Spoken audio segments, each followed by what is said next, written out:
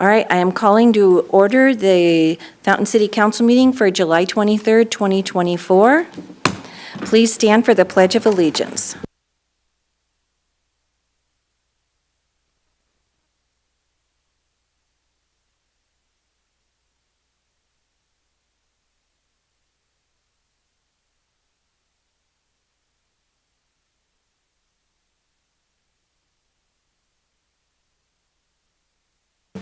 Madam Clerk, roll call, please.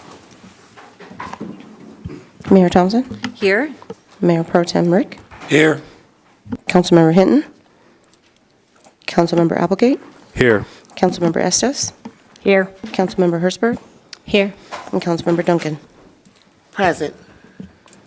6 members present. Councilmember Hinton notified staff of his absence. We're apparently falling like flies around here. He's not feeling well, Scott's not feeling well, Grace isn't feeling well, right? So suggestion would be Grace has 2 items on the agenda tonight, items D and E, and those items can be pulled off and postponed. We don't have to set a further date according to the clerk. So since Grace is not here and she had boned up for those, I suggest that we just postpone those items. No. Okay. All righty. That takes us on to item 4.1, presentations. Department update. Mr. Blankenship, welcome back. Oh, thank you. Hopefully Yeah. you didn't bring whatever it was and I was share in the around. wilderness of Wyoming, so there wasn't very many people to catch anything from there.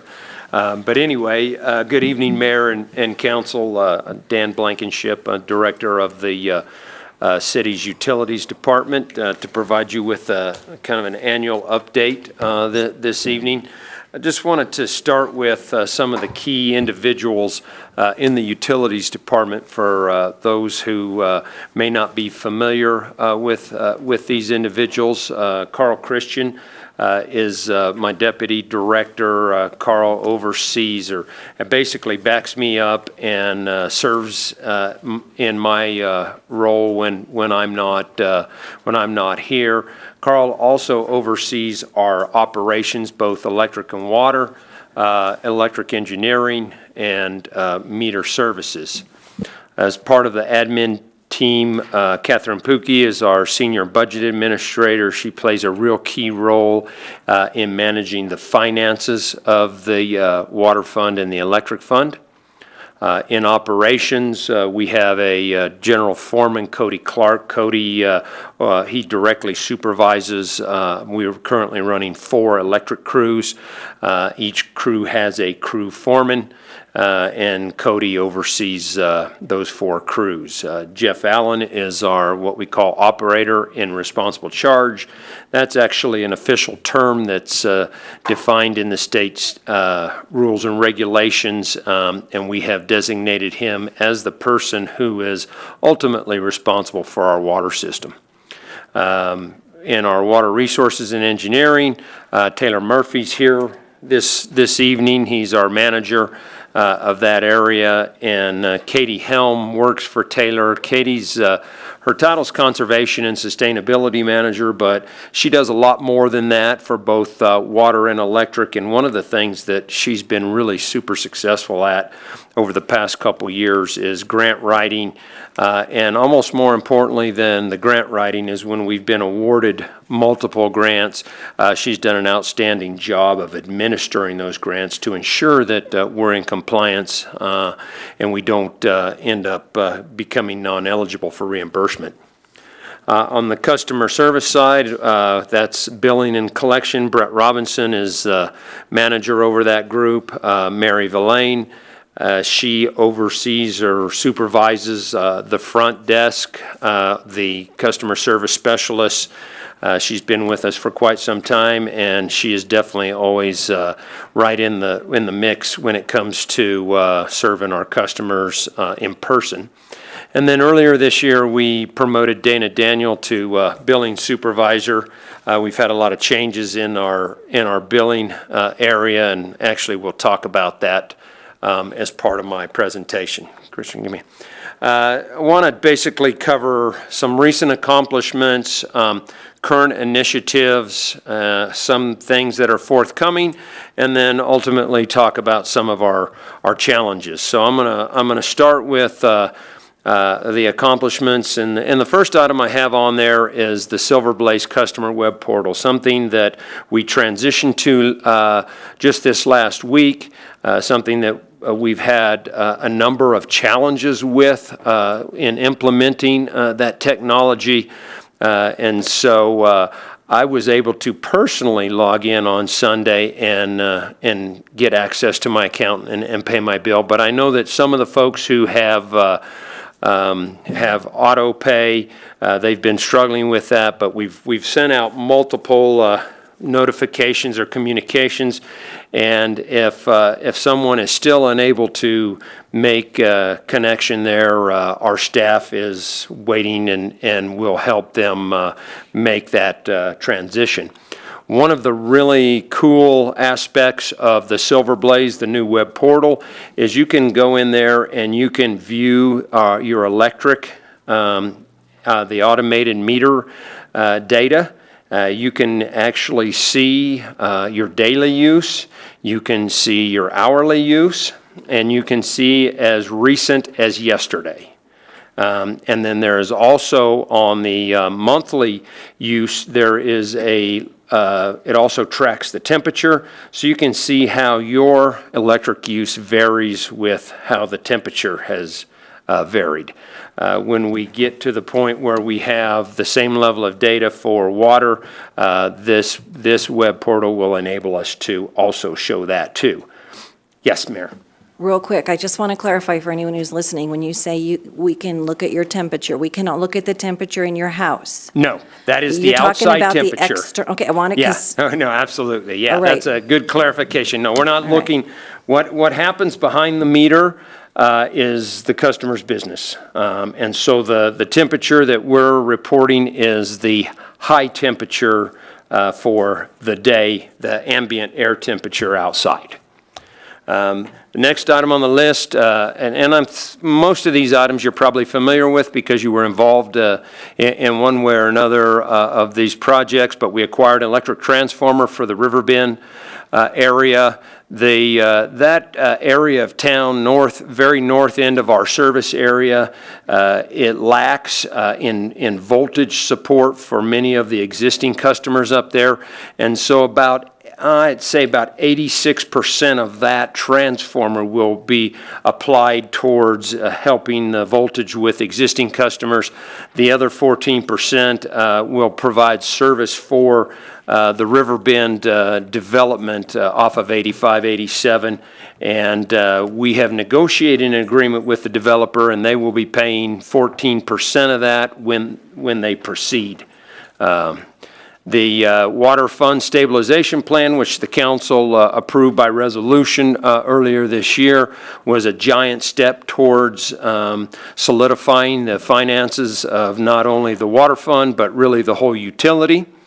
The EPA recently made the rules on the maximum contaminant levels for PFAS. And they set the health advisory limit that had been in place was 70 parts per trillion. For PFOA and PFOS, they set maximum contaminant levels at 4 parts per trillion. A few years back, we passed a resolution that said that we would treat our groundwater to non-detect level, which is currently approximately 2 parts per trillion. So we continue to be in compliance with the new regulations. Last November, we brought online the solar array. The solar array was designed and built using a performance contract. And so the way that was set up is that the savings that are generated through the electricity that's being generated by the solar array is used to pay the debt, and we are on track based on the projections for what the solar array was planned to generate, and we're tracking with that now that we've been online for almost 9 months. One of the things that we did when we turned over our staff in our utility billing was that we had them do a full audit of all of our accounts. And we discovered that there were a number of issues in which we weren't billing consistent with the approved rate schedules.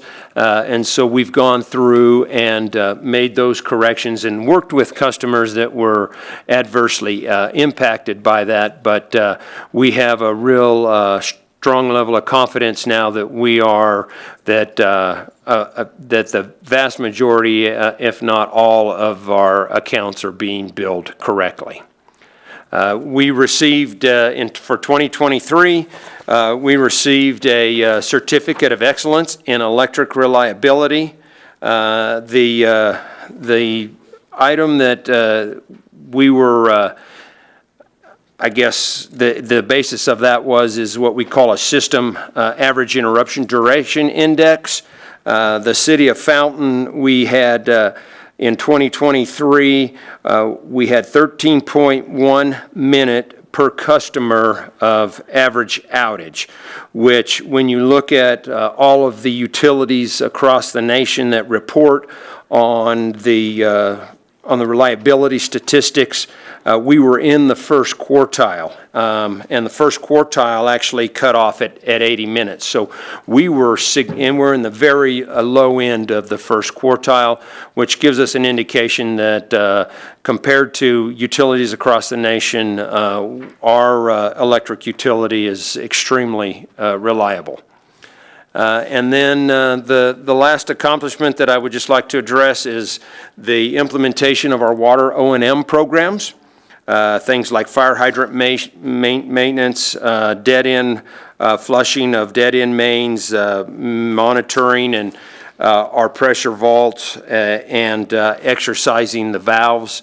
These are important to ensure that, especially like the valve exercising, when we do have an outage, if we haven't been exercising valves, a lot of times they're frozen up and we're unable to turn off water where we need to turn off. And so we've been very aggressive in our maintenance activities on the water system.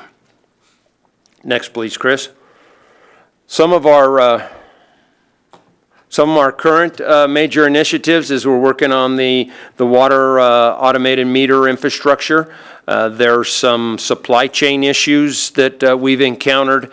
We do have a pretty sizable grant that we have to implement this project, and we are in the process of working with the federal agency that gave us the grant to get an extension so that we can still continue to implement that project with the grant dollars.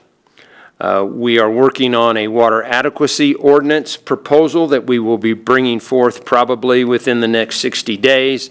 That will address the responsibility for providing water for growth.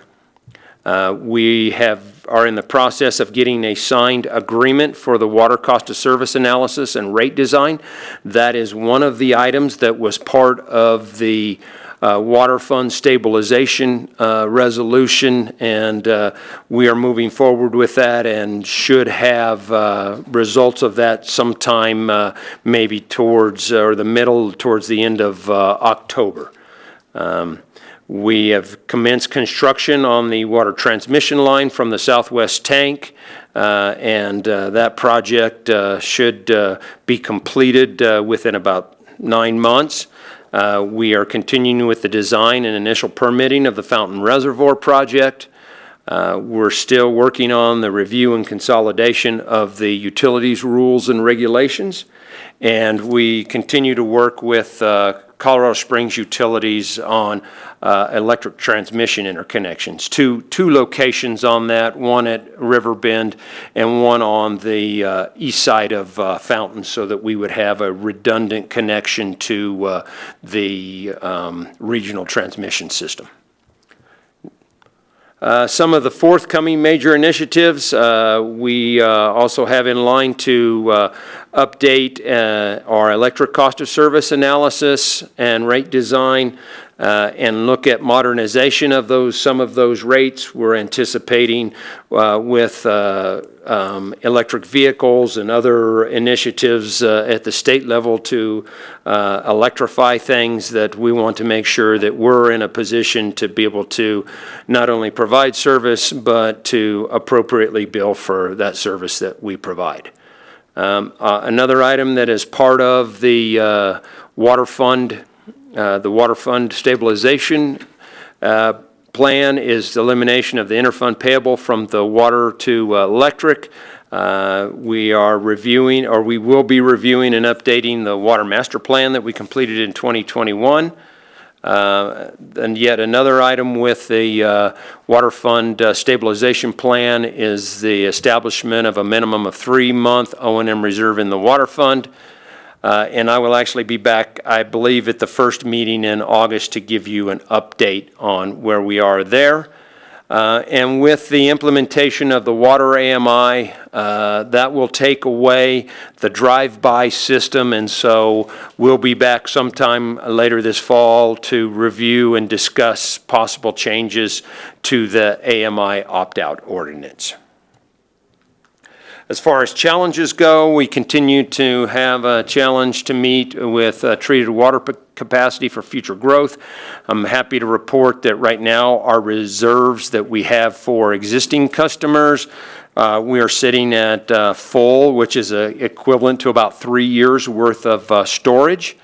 The electric interconnections continue to be a challenge in working with Colorado Springs Utilities.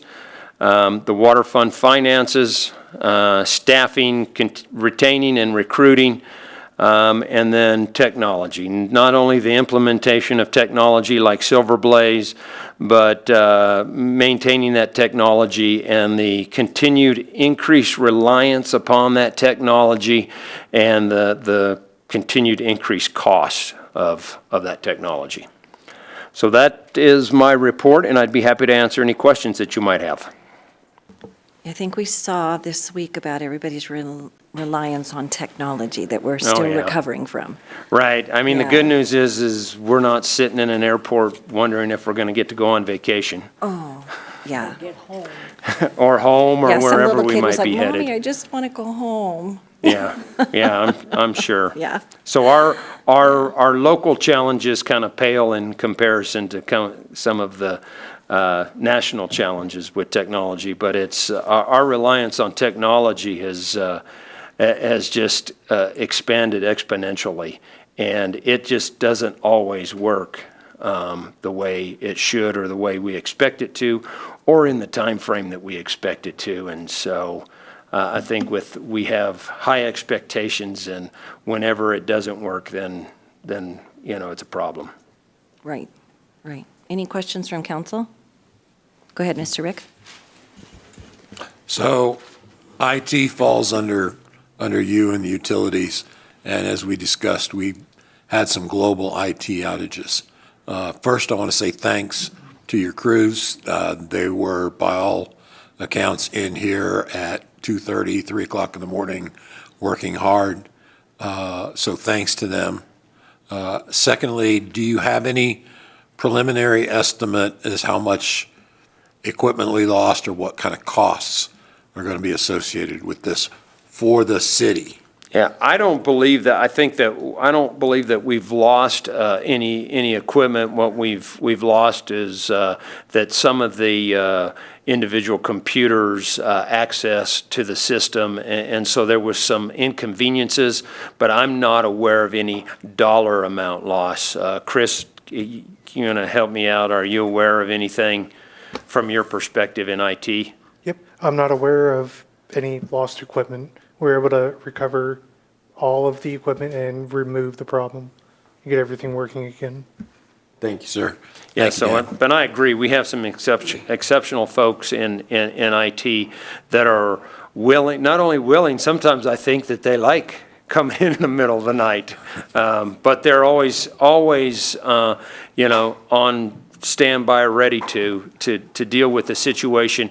And they realize that, a big portion of what we do is from 8 to 5. Of course, public safety is 24/7. And so, but they're always willing to come in and those off hours to hopefully get us in a position so that we can have, business without interruption as much as possible. Thank you, sir. Yes, thank you. Any other council members? Councilmember Duncan? When you talked about the utility major initiatives, you said water AMI. And can you Yes. tell me what AMI is? Yeah, that is automated meter infrastructure. So we have the smart meters. We just call them what they are. And we've had smart meters on electric. We've had the new meters, the new water meters that we've been replacing for several years are smart meters. You can't go out on the market and purchase anything but essentially a smart meter. And so the AMI, the water AMI, is continuing or completing the replacement of older meters that are reaching their end of life or not functioning. And then also that includes the hardware and software for those meters. Right now, we do what's called a drive-by system, and we literally drive down the street with a computer and pick up the read from the water meter. The AMI, the automated meter infrastructure, will enable us, we won't drive by anymore because that's becoming also an obsolete system that is no longer, will soon no longer be supported by the manufacturer. But those will go to data collectors and come back to us electronically in the same form that the electric meter data comes to us. So would they catch up with each other? Can you let us know how many of these meters are left? Since this AMI is almost obsolete. Yeah, I think we have about 2,000 meters that we have left to replace, and we will have them all replaced by probably the spring of next year. And I anticipate, like I say, we were hoping to have the whole infrastructure and the whole data collectors system in place by the spring of next year, but because of supply chain issues, we're not going to be able to get some of the equipment. We've got all the meters, and we're continuing to replace those on a regular basis. I can't tell you exactly how many we do a week. But those will all be updated. But as far as water meter replacements, unfortunately they don't last as long as the old meters used to last. The old meters used to last longer. They would slow down. That would be a problem, and they would start to lose accuracy over time. But with the new meters, they have a battery in them, and when the battery becomes weak or dies, then the meter just no longer transmits or records. And so our experience is that we get about 10 years out of each water meter. So our plan going forward is to replace 10% of the water meters approximately every year. So it's just an ongoing process, and we don't get into a situation where we have a big clump at one time. You're welcome. Okay, any other questions from any other council members? So Troy and I were just up at Colorado Springs at the Amara annexation hearing. And one of the things that came up at that hearing, and I want to talk about it right now because it might be on the news or if somebody watches their YouTube of their session, was that, and Troy, correct me if I don't say this wrong, one of the things Amara was proposing long-term was to enter into a contract with Fountain Electrical Department to provide some of the electrical services for their development. They acted like the discussions are already ongoing or have happened, and I have had no conversations with the Amara folks, And I don't believe that Carl has, because he keeps me well informed of everything. So I'm not aware that there's been any discussions. And certainly, if they do come to us and they do propose something, that's a policy decision that we would come to the council immediately with for policy direction before we would even spend any time. Now, Colorado Springs may come to us asking for temporary assistance, and once again, we would come to the council for policy direction before we would even proceed with any type of conversations. Okay. I apologize, we didn't talk about it ahead of time. I No, literally that's- didn't get back in town till like, Yeah, no, 10 minutes no to worries, 6, so. yeah.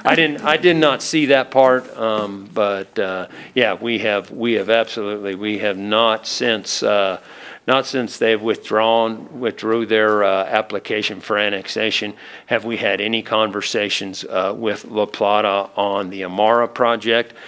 They were at one point in time looking at the possibility of developing Singer Ranch, and we did have conversations with them about, because that is part of our service area, and so we had conversations with them about that. They withdrew from that project, and since they withdrew from that project, I don't believe that we've had any conversations whatsoever with them. okay, thank you. Troy, does that clarify it? Yeah. Because we're kind of looking at each other like, what is he talking about? I thought maybe you're having some secret, negotiations. I try not to. All right, thank you very much. All right, and that takes us on to a proclamation to establish and proclaim the month of August as Old Town District Business Recognition Month. Miss Bailey. Good evening, Mayor, Council, public in attendance tonight. This is one of my pride and honors of the profession, is to recognize small business and what they do for economic vitality for our community. The Old Town District since 2013 has seen 10 new businesses open and operate within the district core. City Hall sits within the Old Town District, for those that may not be familiar with the designation area. And with that, the month of August actually has some historical synergies with it from prior councils that have adopted master plans during this time frame, as well as the installation of the historic signage in the district that was adopted in 2012. And then we've had some capital improvements projects done recently, and that has paid pledges to the former master plans. So starting with the 2014 master plan that was adopted for the district by that council at that time, we've had a 2017 placemaking or beautification endeavor, as well as the cohesiveness of the businesses has really, really strengthened coming out of COVID. And that's just a pride from economic development side of the house. And so with that said, this is the first inaugural proclamation to acknowledge the month of August for the business district of the Old Town vicinity. And we will have a kind of a symbolic ribbon cutting and some refreshments for breakfast on the lawn on August 2nd. And we invite everybody to join us at that time. It's open to the public, and start to meet and greet those business compadres that are investing in our community and really showing a transition for the district. And so we see this is the second open house kind of series we've done. We started it last year coming out of COVID. It has only built momentum going forward, and this proclamation should really root us in our proceedings going forth as well on behalf of those small businesses. Yeah, that was a really fun event last year, and we had a lot of small businesses that we hadn't seen show up at things for a really long time, and I hope we can have that happen again this year. I did see Nate sneak in with some of the cards. Yes, I didn't know So, if any of those were on your bench tonight. Well, this is mine I picked up on the Okay. counter. I will share those. I have Okay, some more. so if you know somebody who has a business in Old Town Fountain, or you'd like to come, just as a reminder, grab one of these and come see us on Friday, August 2nd. And with that, we'll read the proclamation in. A proclamation to establish and proclaim the month of August as Old Town District Business Recognition Month. Whereas in 1859, the establishment of the city of Fountain originated in the Old Town District as a center of economic, civic, and cultural heart of Fountain. And whereas the city prioritizes the importance of a healthy and viable district in conjunction with citywide economic prosperity and quality of life.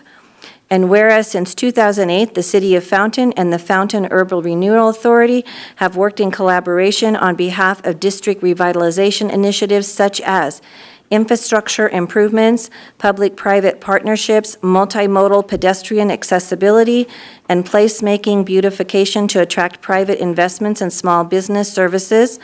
And whereas approximately $90 million in capital improvement projects have transpired to signify a cumulative investment in the district over the past decade and a half, and whereas in August 2012, the historic Old Town District signage was adopted, and whereas the 2014 Old Town Revitalization Plan was adopted by City Council and stewarded in the formation of the Old Town Steering Committee consisting of district businesses, business owners, property owners, and residents to advocate and nurture private investments. And whereas during the COVID pandemic, the state of Colorado's revitalizing Main Street and technical assistance programs and the Cultural Office of the Pikes Peak Region Arts Month pledged inaugural funding towards the district revitalization initiatives. And whereas in 2019, the Peaks and Pines Brewing Company opened its manufacturing facility and tap house operations through an urban renewal blight remediation effort to become recognized as the first commercial investment in the district in over 25 years to celebrate its 5-year anniversary in August 2024. And whereas an annual milestone has occurred with 10 new businesses opening in the district since 2023 to be recognized during the public ceremonial ribbon cutting on August 2nd, 2024 at City Hall. And whereas City Council implemented the 2022 to 2024 strategic objective to complete a conceptual design urban greenway corridor among city public assets to enhance public safety and increase economic vitality downtown as part of the 1888 blast and livery-stable historic asset in the district. And whereas the city wishes to formally acknowledge and continual progress towards the Old Town District's renaissance and to recognize the contributions of small business services and job creation in the community. Now therefore be it resolved by the City of Fountain City Council hereby proclaims the month of August as Old Town District Business Recognition Month in the City of Fountain, Colorado, dated this 23rd day of July 2024. Thank you very much. All right. All right, and hopefully we'll see some of you on Friday. It was a fun time last year, so thank you. All right. And that takes us on to item 4.2, Board Commission Committee, and we're going to appoint one regular member to the Planning Commission. Ms. Martinez. Good evening. We have received one application for consideration tonight of an appointment to a regular Planning Commission member's board seat. It would be filling the vacated seat by Commissioner Sanders, whose term expired in March of 2023. Mr. Sanders had decided not to pursue a second term, so that seat has been vacant since that time. We have received an application from Mr. Clifton King, who is also here in attendance tonight, should you have any questions for him. Should council appoint Mr. King tonight, he would serve for 4 years for the term, which would expire in July of 2028. Thank you very much. Mr. King, can you raise your hand so we can leave there? Okay, thank you very much. All righty, would you like to come down and say anything tonight?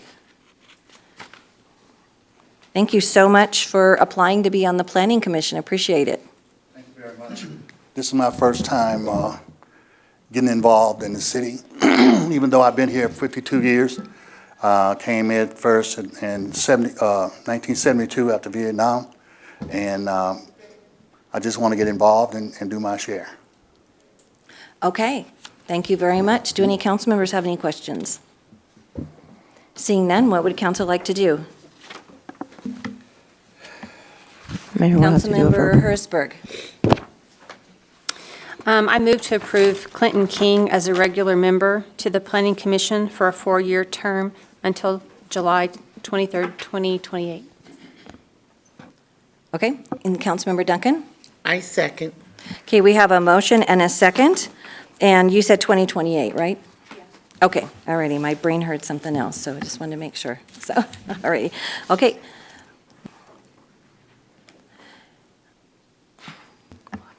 We'll have to do a verbal vote. Okay, all righty. So we'll do a verbal vote tonight. All right, thank you. Mayor Thompson? Yes? Mayor Pro Tem Rick? Yes.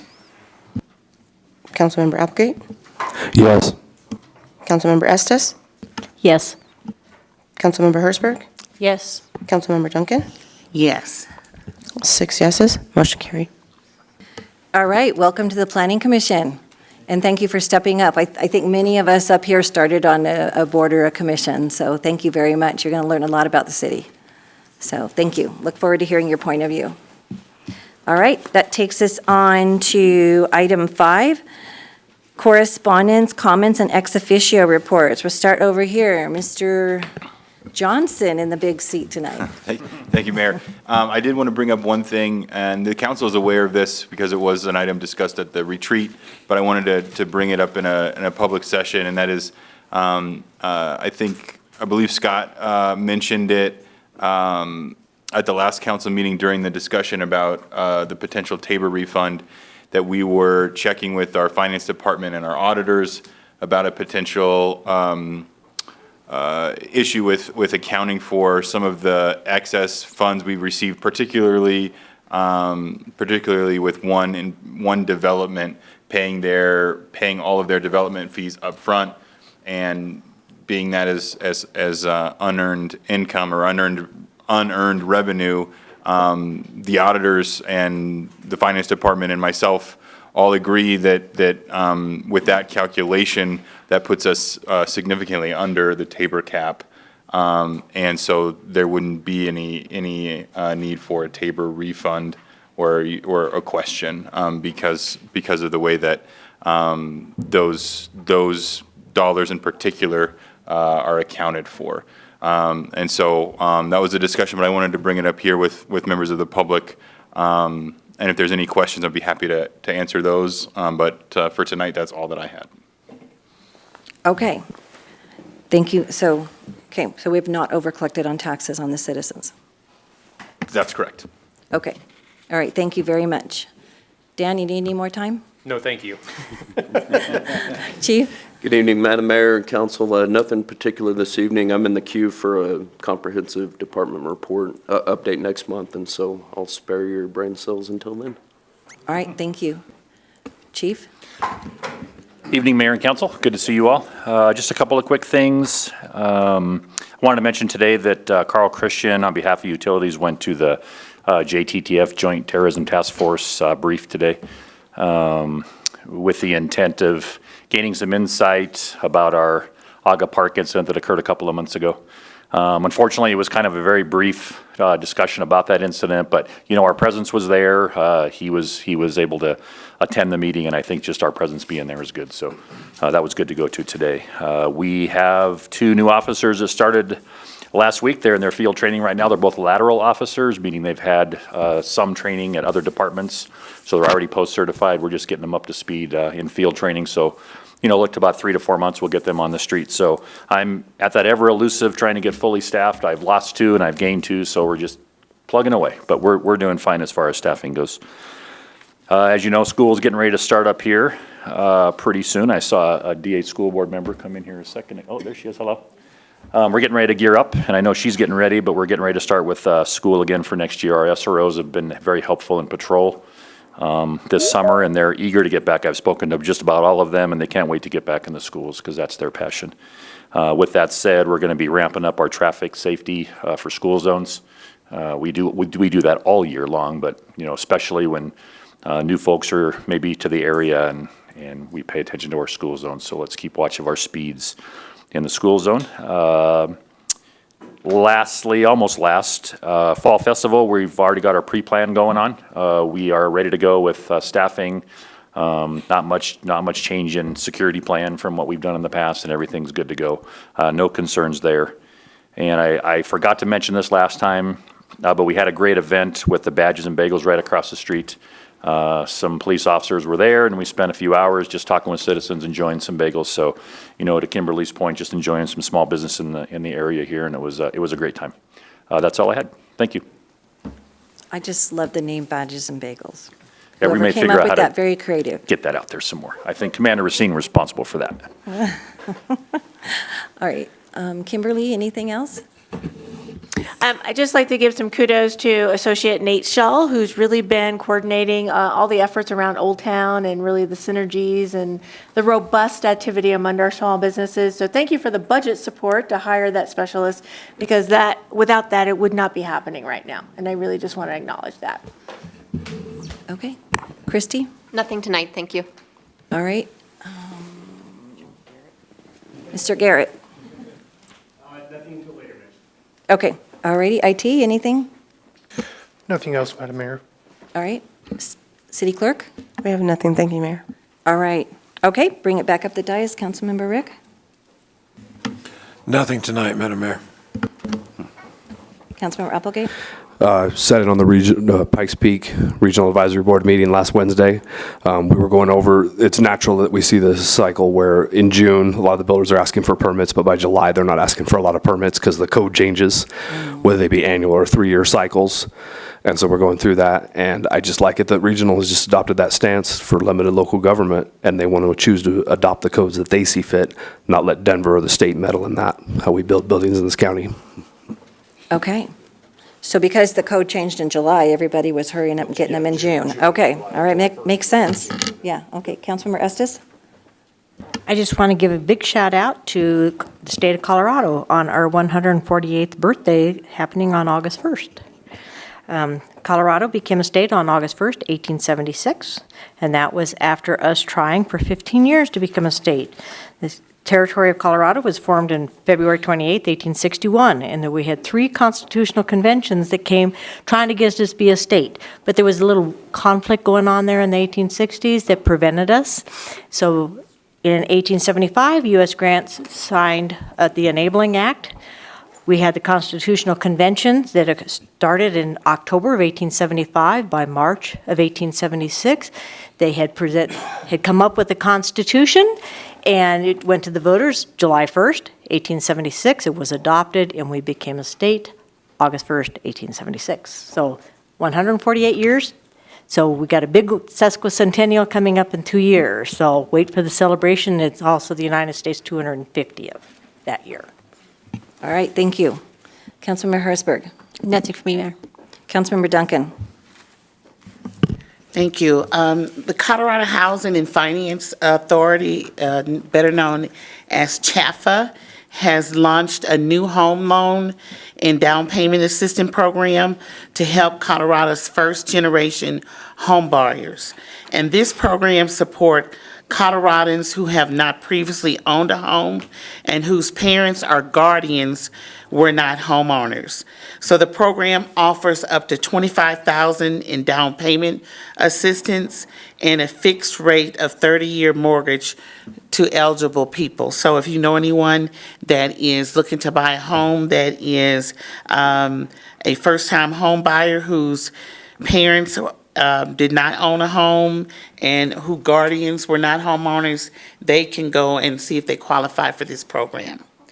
I also attended the Off the Street Breakfast to benefit The Place. That's the name of the organization. It's called The Place. And The Place provides shelter and day services for homeless youth in El Paso County. And thankful for everyone who supported this event.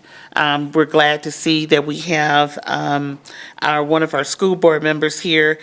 There was a presentation that was given about homeless youth here in Fountain, and it was surprisingly the numbers that we have of youth with single moms and that are living in their cars that don't want to be identified because of the stigma of being homeless.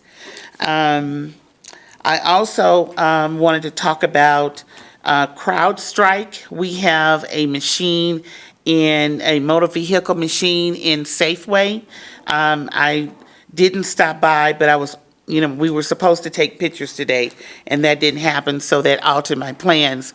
But they are saying that on Fort Carson and the Powers location, that they're completely down, but we do have a kiosk, and it's at 80% capacity. So we'll know in 24 to 48 hours if this kiosk will be up and running. Again, it's at the Safeway, and they take credit card checks, credit cards, and debit cards. I'm not sure if they take cash. So I was going to see if they take cash, but we do have a place. They showed on the news the long lines because of the crowd strike. So we do have another alternate location. And I also attended our county fair. I enjoyed talking to people. The demolition derby was really great. I also saw kids that I used to have in my Sunday school class long ago. Made me feel old, but I was glad to see them. So next year, if you get a chance to go out to the fair, it was really good. Thank you.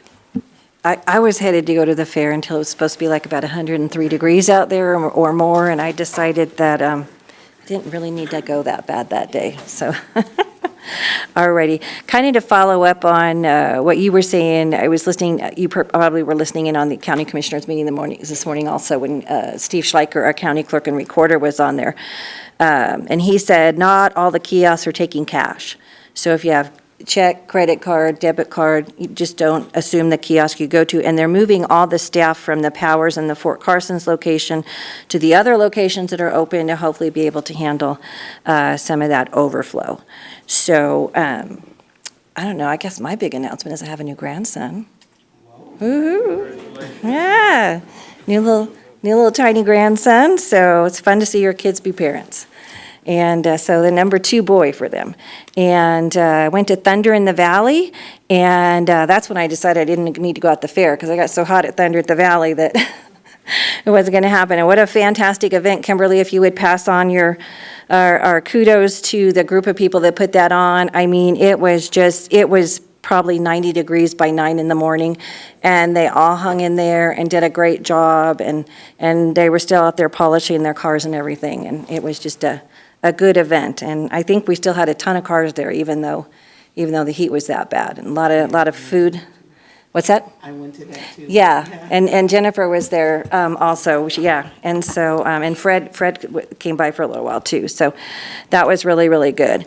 And stopped by the chamber lunch, and Jennifer, Councilmember Hertzberg was there too, but I put it in my calendar wrong. If you ever stop by the chamber lunch, it's 11 to 12:30, and I put 12 in my phone and got there about 12:10. So I managed to say hello and goodbye to a few people that were there, so maybe next time I can get the time in the phone right. And I did go by the Colorado Springs City Council meeting, which is probably still going on at this point. They are debating the Amara annexation tonight, which we're all super familiar with. All I can say is y'all better thank heavens that we don't have as long of meetings as they do. Yeah, they're going to be there for a really long time. And, but so we will, by the time you get home tonight, you can probably still turn on their meeting and see what they're going to vote on that annexation piece. But just expressing some of our concerns that why we were not in any way, shape, or form against the annexation. We just want to make sure that we're working collaboratively as a community to address some of our concerns with infrastructure, stormwater, public safety, and other things that could greatly impact our community. And we have seen it impact our community, especially stormwater. And so hopefully they will be instructing their staff to reach out to our staff and we can get some of that stuff going. And so that takes us on to item 6, public to be heard. I do only have 2 cards. If there was anybody else who wants to speak on something not on the agenda tonight, gives you a couple seconds to go grab a card and fill one out really quick and hand it to one of the chiefs and we'll get it up here for you. And if you came in a little bit after the meeting began, I just want to remind everybody that we did, due to some illnesses in staff, we did pull off items D and E off the agenda because that staff person is not able to be with us tonight. So public to be heard. So I have Mr. Arce is the first person, and you would like to speak to agenda publication and supporting documentation schedule.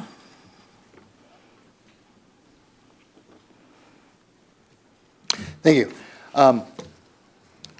So a few weeks ago, I had made a comment online. It was totally unrelated to city or anything else. And somebody had asked me about why that particular thing was important.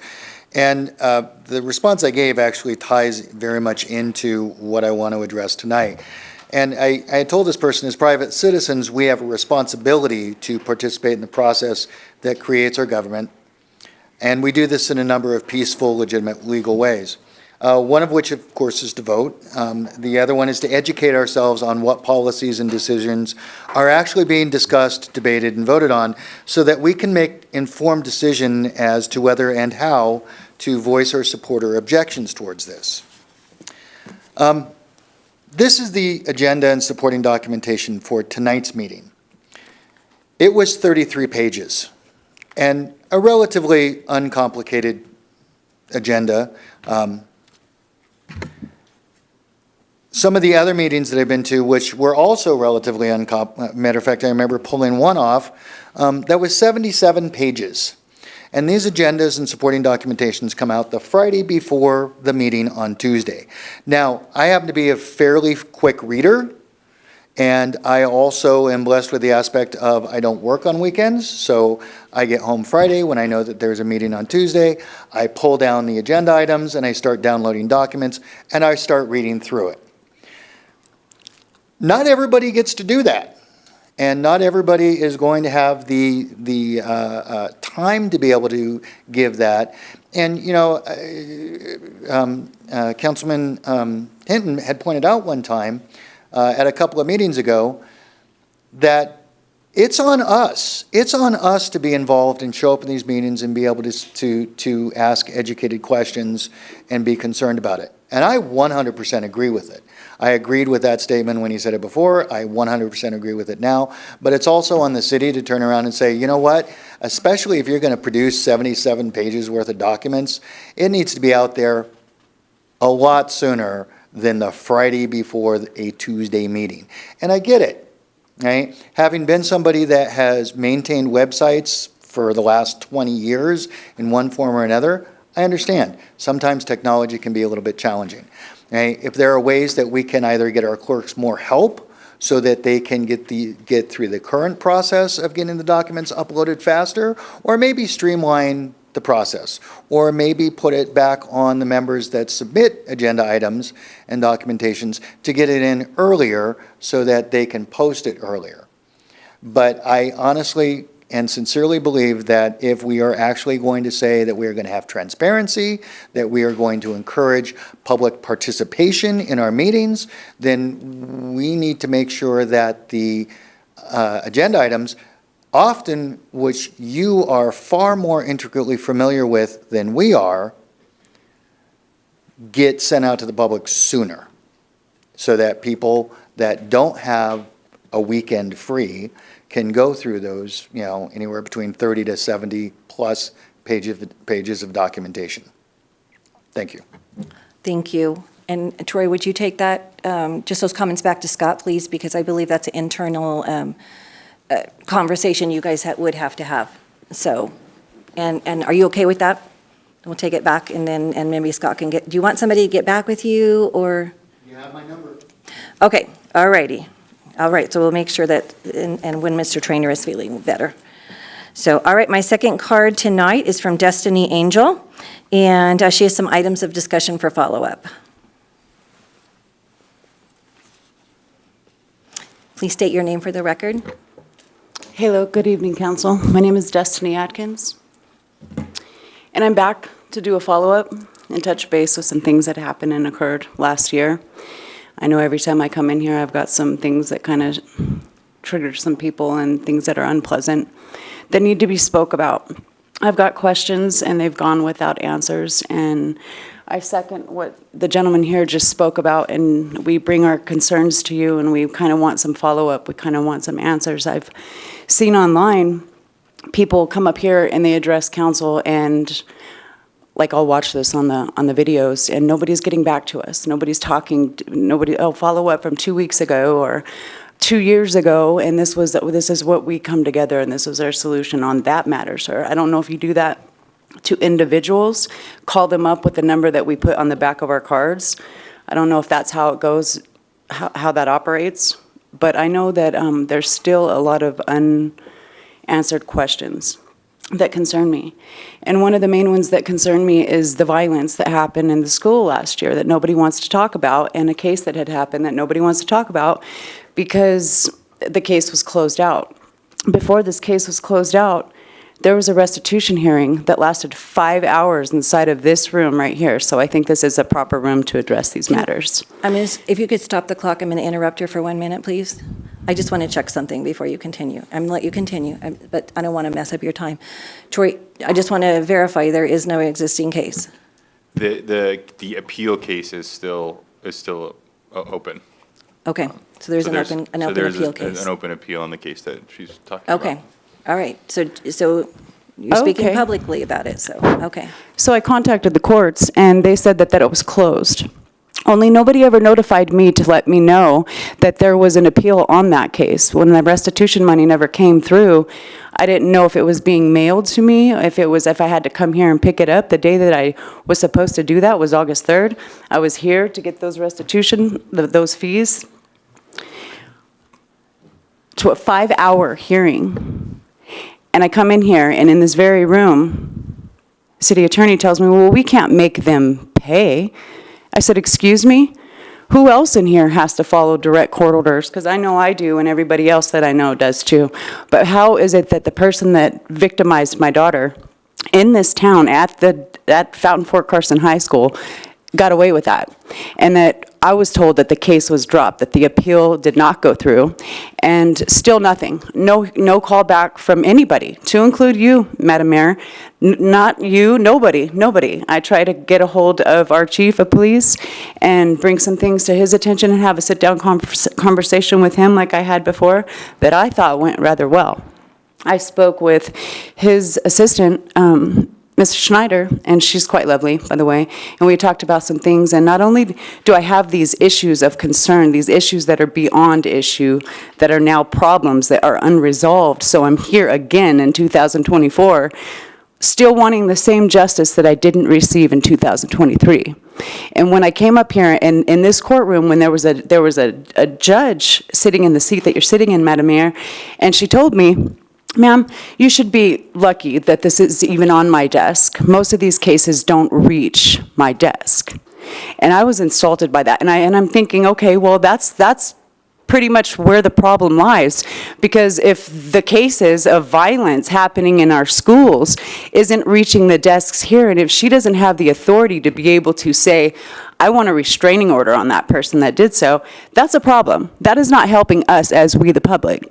So when I addressed council and asked you, like, I need help. I came here and I said, I need some support. I need anybody. And you rudely interrupted me, ma'am, and was clocking me when I was trying to reach out and try to find the sources and say, hey, here I am.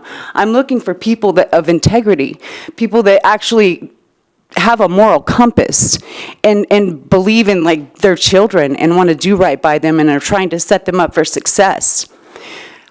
That didn't happen in this case.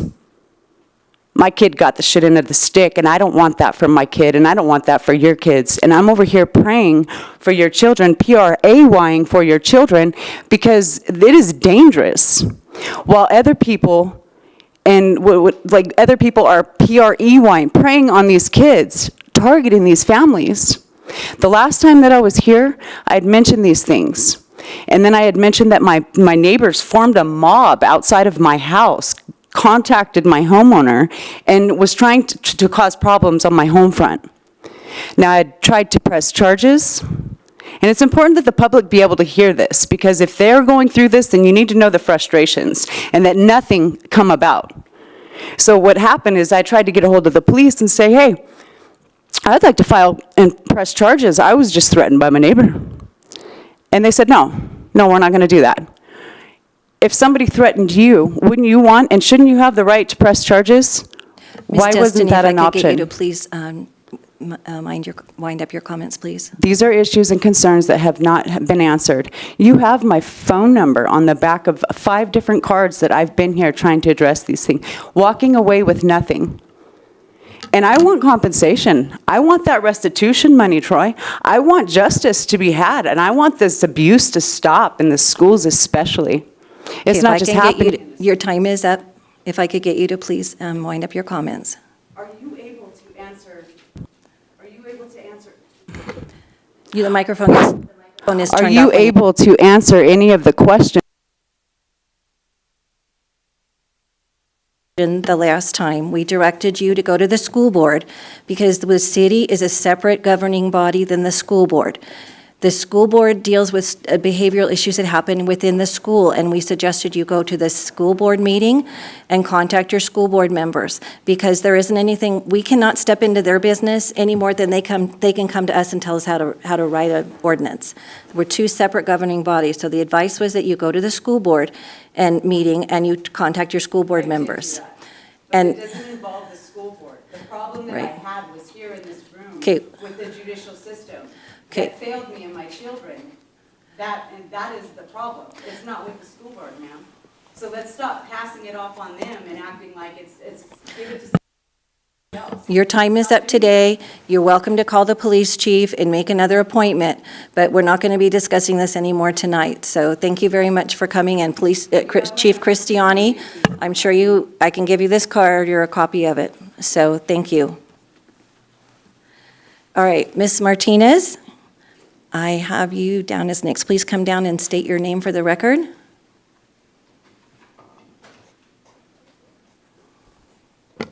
Hi, my name is Shirley Martinez, and I'd like to address council. So Mayor Thompson and council and administration. What I'd like to say is I'm here as a citizen, not as a school board president. So I actually was at the city hall downtown Colorado Springs today. It was rather packed. I'm sorry, I didn't see you. I was way on the other side so that I could slip out when I needed to. But I was there too as a citizen because this is very important to us. Living here as long as I have, being somebody retired from the military, understanding what this community is about, our schools, our infrastructure, our streets, our crime, whatever that is. It's a huge thing when you're bringing in 9,500 homes, and you're splitting, down a flagpole, which is what they're saying, but you're being surrounded by us, in essence. We're the ones that's going to reap everything. So I would applaud you for what you did. You stood up and you spoke for us.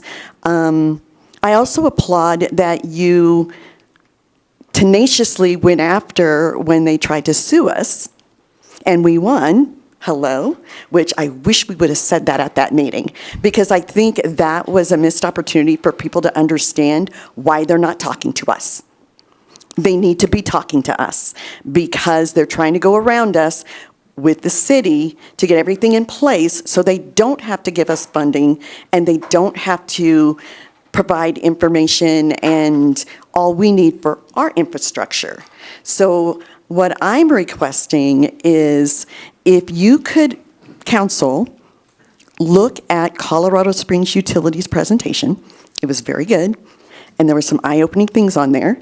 Amara actually gave information about the money that they're going to be using for utilities to counter what utilities had stated that they couldn't do, which is interesting that they did not give Fountain the same type of response. So I would say look at that one and also look at the people that they talk to, prior service members, and majority of the people they talk to do not live here. So I would say my request would be to form a task force to help you with experienced people that know how to work this and can be at those meetings when you can't, so they can see those things that are happening. So if they vote today, then they will have one more chance to vote, because it doesn't go through on one vote. But I think we have an opportunity to voice our concerns and our opinions, and I feel that the next time we go up in front of them, that we come with all barrels, that we have everything that we need, and that they need to talk to us. Just because they're mad because they didn't win does not mean that we need to not be at the table, because our resources are thin as well. So thank you for hearing me. Thank you very much, and you've got my number. If you want to call me with any suggestions, feel free to. So thank you. All right, those are all the cards I have. And so that takes us on to consent agenda. I'm sorry? Madam Mayor, I'm sorry, I request permission to speak regarding Ms. Atkins' comments, either now or later on in the meeting. I don't think that would be appropriate tonight. All right. Thank you. All right, consent agenda. All items listed in the consent agenda are considered routine and will be approved with one motion. There will be no separate discussion of these items unless a council member or citizen so requests, in which case the item may be removed from the consent agenda and considered separately at the discretion of the council. We have items A and B. What would council like to do with the consent agenda? Councilmember Applegate. Move to approve consent agenda, items 7A and 7B. Councilmember Estes. Second. Okay, we have a motion and a second for the consent agenda. Any further deliberation? Seeing none? How are we voting this time? Okay. Please vote. 6 votes, motion carried. Thank you. That takes us on to item 8, old business. There is none. That takes us on to item 9, new business, consideration of items removed from the consent agenda. There were none. Item B, request for approval of an event park permit and sponsorship for the annual Fountain Fall Festival. Ms. Carneal. Good evening, Madam Mayor.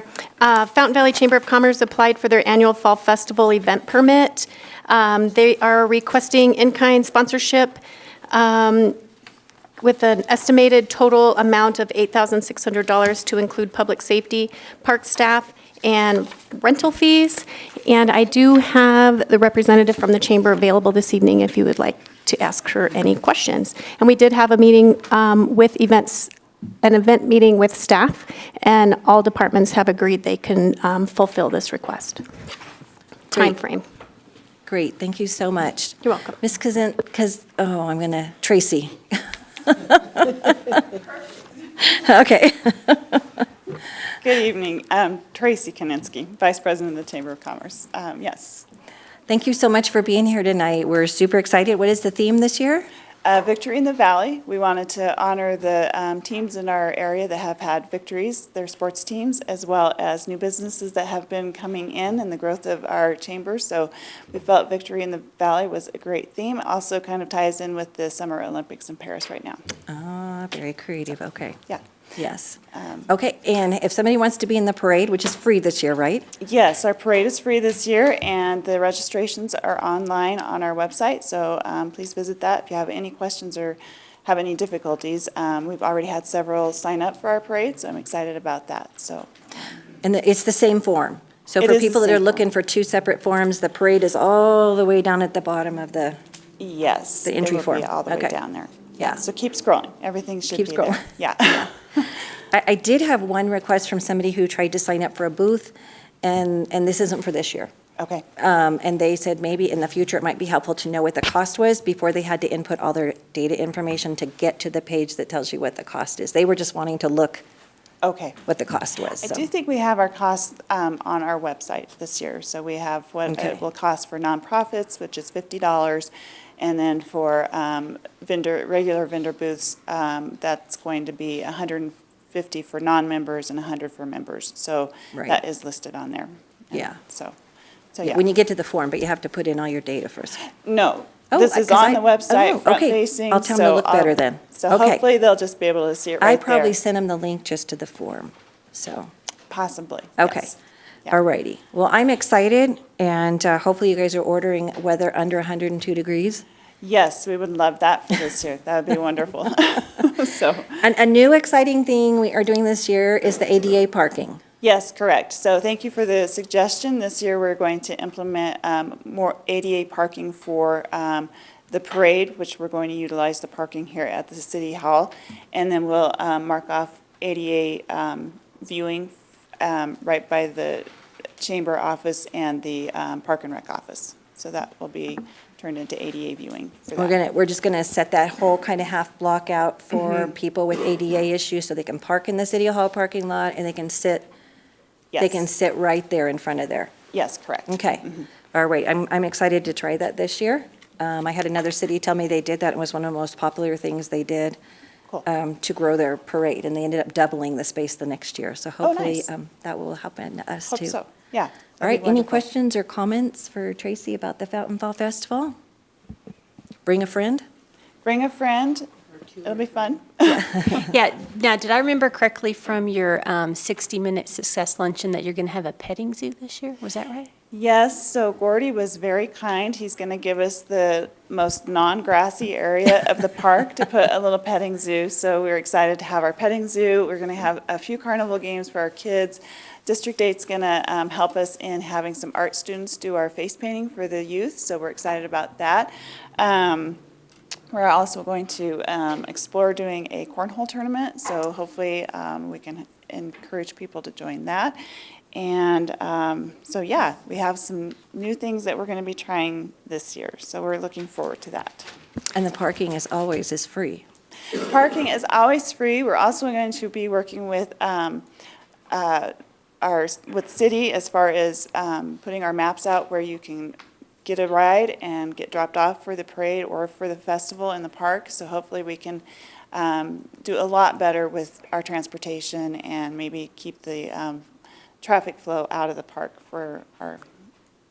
So they could park down at this in the city, hop on the city Yes. bus, ride down to the parade? Yes. And then, okay, let's make sure everybody understands how late the bus is running, so. Yes, so we do need to Yeah. get with Okay. transportation and get that Great, schedule put together. great idea. Thank you very much. Yes. Any other All questions? right. Anybody else? All righty, so we have to vote on this. So what would council like to do with this? Councilmember Rick. Move to approve the event park permit and sponsorship for the annual Fountain Fall Festival. Second. Okay, we have a motion and a second. Any further deliberation? Seeing none, please vote.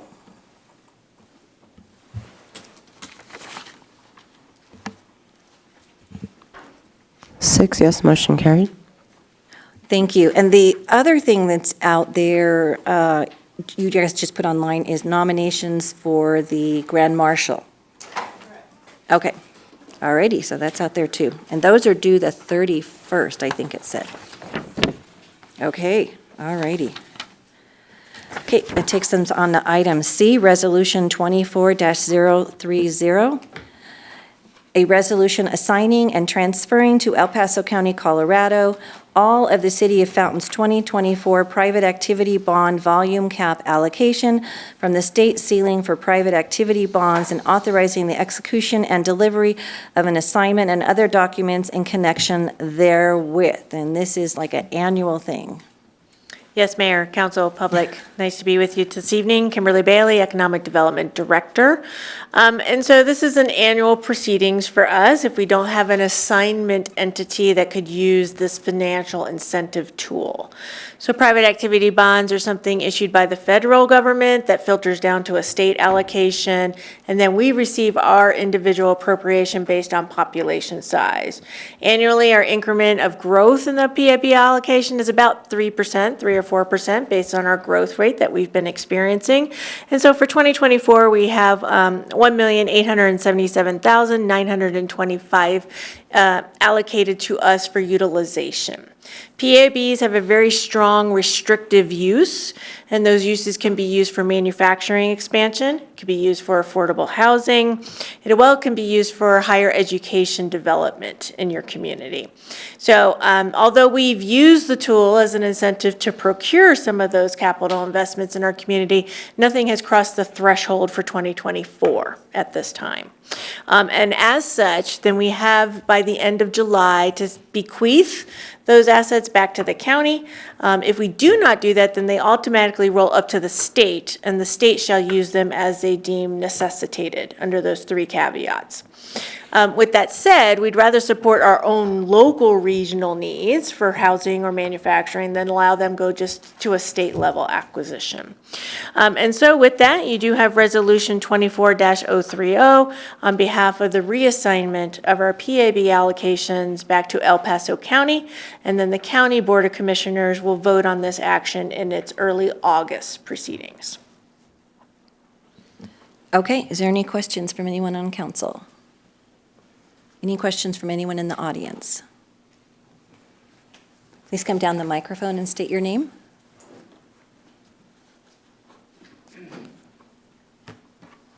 Yep, push the button in the middle, I think it is, the green light. There you go. Good evening, Connie Weisenhunt. So there's 4 darkened suggestions.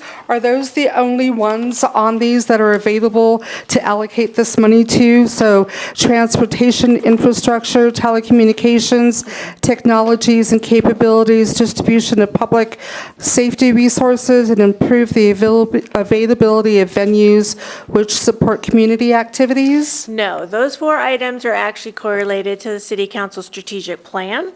And if a motion that is put forth meets any of those criterias by council designated, then we would check that box. This particular item does not fall within any of those 4 caveats.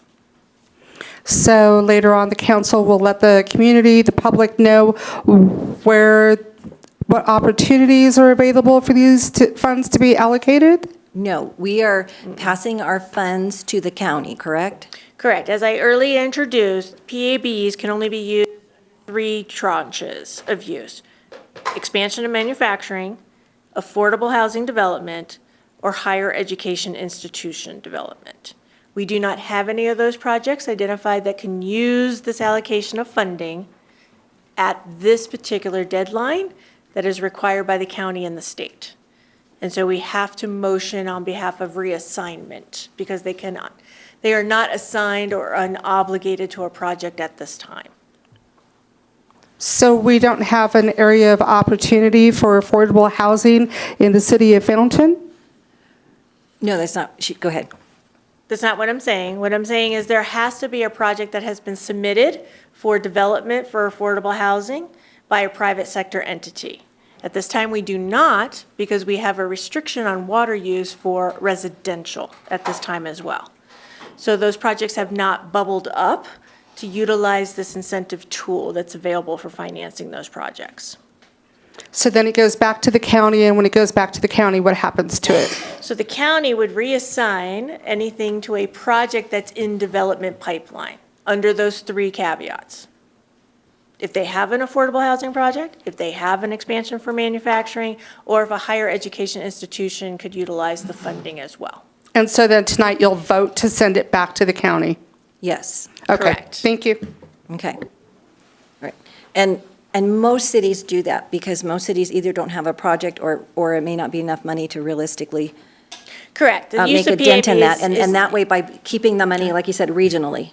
Correct. Right. If we did not take this motion tonight, then automatically the funds shall float up to the state, and the state would utilize these funds as they deem fit under those 3 caveats. But we'd like to support a regional project and keep those dollars local instead of let them just go elsewhere in the state. Because I'm sure our big neighbor to the north has a gazillion projects that they would use them for, and we want to use them down here. All right, thank you for the question. All right, what would council like to do with this? Councilmember Duncan? I move to approve Resolution 24-030. Councilmember Hersberg? I second. Okay, there's a motion and a second. Is there any further deliberation from council? Seeing none, please vote. 6 yes, motion carried. Okay, all righty, and we postponed D and E, and so that takes us on to item 10, City Council Agenda Requests. Is there anybody up here have an agenda request tonight? Nope, okay, all righty, and we don't have an executive session? No executive session, all right. Okay, then I will adjourn this meeting. Thank you very much.